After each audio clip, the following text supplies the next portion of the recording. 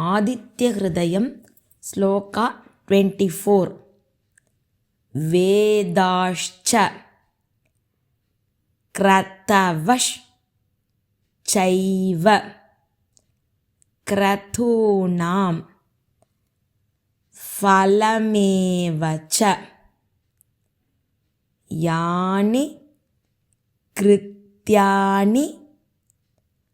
लोकेषु सर्व एष रविः प्रभुः वेदाश्च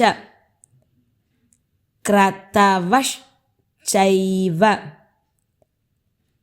क्रतूनां फलमेव च यानि कृत्यानि लोकेषु सर्व एष रविः प्रभुः वेदाश्च क्रतवश्चैव क्रतूनां फलमेव च यानि कृत्यानि लोकेषु सर्व एष रविः प्रभुः वेदाश्च क्रतवश्चैव क्रतूनां फलमेव च